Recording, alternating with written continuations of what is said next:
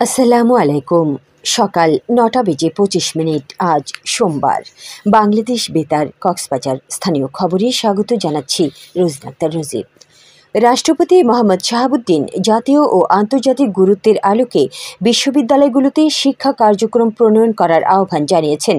গতকাল বাংলাদেশ উন্মুক্ত বিশ্ববিদ্যালয়ের উপাচার্য অধ্যাপক ড. সৈয়দ হুমায়ুন আখতার বঙ্গভবনে রাষ্ট্রপতির কাছে বিশ্ববিদ্যালয়ের বার্ষিক প্রতিবেদন পেশকালে তিনি এ আহ্বান জানান। এ সময় রাষ্ট্রপতি ও বিশ্ববিদ্যালয়গুলোর আচার্য উচ্চশিক্ষার ক্ষেত্রে তথ্য প্রযুক্তির ব্যবহার বাড়ানোর প্রতিও গুরুত্ব আরোপ করেন। এছাড়া তৃণমূল পর্যায়ে শিক্ষা উপকরণ পৌঁছানোর ক্ষেত্রে তথ্য প্রযুক্তির সর্বোচ্চ ব্যবহার নিশ্চিত করারও নির্দেশ দেন রাষ্ট্রপতি। বর্তমান বিশ্ব প্রেক্ষাপটে উন্নয়ন ও অগ্রগতির জন্য গবেষণার কোনো বিকল্প নেই উল্লেখ করে রাষ্ট্রপতি বিশ্ববিদ্যালয়ে গবেষণা পরিচালনার ক্ষেত্রে গুণগত মান নিশ্চিত করার আহ্বান জানান।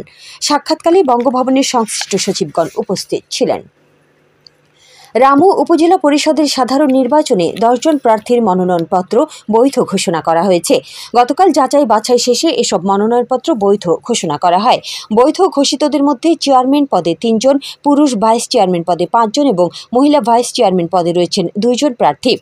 উপজেলা নির্বাচন কর্মকর্তা এস.এম. মহিউদ্দিন জানান, উপজেলা পরিষদের তৃতীয় ধাপে অনুষ্ঠিতব্য এ নির্বাচনে মনোনয়নপত্র দাখিলের শেষ দিন ছিল ২ মে, প্রার্থিতা প্রত্যাহারের শেষ তারিখ ১২ মে, প্রতীক বরাদ্দ ১৩ মে এবং ভোট গ্রহণের তারিখ ২৯ মে। বাংলাদেশ মৎস্য গবেষণা ইনস্টিটিউট BFRI এর সামুদ্রিক মৎস্য ও প্রযুক্তি কেন্দ্র কক্সবাজারের ২০২৩-২৪ অর্থ বছরের গবেষণা অগ্রগতি মনিটরিং ও মূল্যায়ন সভা অনুষ্ঠিত হয়েছে। গতকাল BFRI সম্মেলন কক্ষে অনুষ্ঠিত এ সভায় সভাপতিত্ব করেন বাংলাদেশ মৎস্য গবেষণা ইনস্টিটিউটের মহাপরিচালক ড. মোহাম্মদ জুলফিকার আলী। সভায় বাংলাদেশ মৎস্য গবেষণা ইনস্টিটিউটের গবেষণা ও পরিকল্পনা উইংয়ের পরিচালক ড. মোহসেনা বেগম তনু, মুখ্য বৈজ্ঞানিক কর্মকর্তা ড.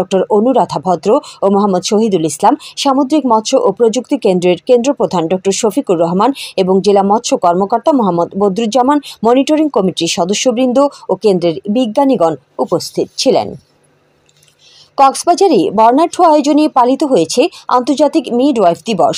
এ উপলক্ষে গতকাল যৌথভাবে নানা অনুষ্ঠানমালার আয়োজন করে জাতিসংঘের জনসংখ্যা তহবিল UNFPA, হেলথ সেক্টর কক্সবাজার ও SRIH ওয়ার্কিং গ্রুপ কক্সবাজার। এ উপলক্ষে সৈকতের সুগন্ধা পয়েন্ট থেকে একটি র্যালি বের করা হয়। পরে সাংস্কৃতিক কেন্দ্র মিলনায়তনে অনুষ্ঠিত আলোচনা সভায় অতিরিক্ত শরণার্থী ত্রাণ ও প্রত্যাবাসন কমিশনার, সদর হাসপাতালের আবাসিক medical officer, UNFPA SRH team leader, UNFPA প্রতিনিধি সহ সংশ্লিষ্টরা বক্তব্য রাখেন। এ সময় বক্তারা বলেন, দক্ষ ও পেশাদার মিডওয়াইফরা মা ও নবজাতকের মৃত্যু রোধে গুরুত্বপূর্ণ ভূমিকা রাখতে পারেন। এর আগে মিডওয়াইফ মেলার উদ্বোধন করা হয়। উখিয়ার ১৩ নম্বর তাজুনিমার খোলা রোহিঙ্গা ক্যাম্পে অভিযান চালিয়ে অস্ত্রসহ ২ জন রোহিঙ্গা সন্ত্রাসীকে আটক করেছে ৮ APBN পুলিশ। গতকাল ১৩ নম্বর ক্যাম্পের সাব ব্লকের ফ্রেন্ডশিপ লার্নিং সেন্টার সংলগ্ন পশ্চিম পাশে এই অভিযান পরিচালনা করা হয়। আটককৃতরা হল নুরুল হকের পুত্র আয়াতুল্লাহ ও মকবুল আহমেদের পুত্র মোহাম্মদ রফিক। APBN পুলিশ জানায়, আটক রোহিঙ্গা সন্ত্রাসীদের দেহ তল্লাশি করে একটি 1 শুটার গান ও 3 রাউন্ড গুলি উদ্ধার করা হয়। এ বিষয়ে থানায় সংশ্লিষ্ট ধারায় মামলা দায়ের করা হয়েছে বলে জানিয়েছেন অফিসার ইনচার্জ শামীম হোসেন। মহেশখালীতে অভিযান চালিয়ে চিংড়ি ঘের গুঁড়িয়ে দিয়ে প্রায় 10 একর সরকারি জমি দখলমুক্ত করেছে বন বিভাগ।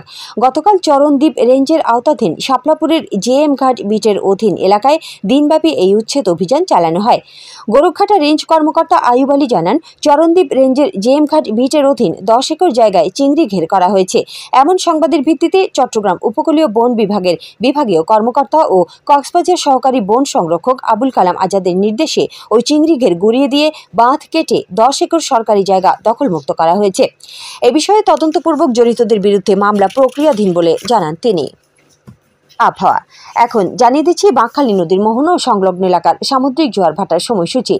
আজ ভাটা শুরু হয়েছে সকাল 9টা 9 মিনিটে, চলবে বিকেল 3টা 41 মিনিট পর্যন্ত।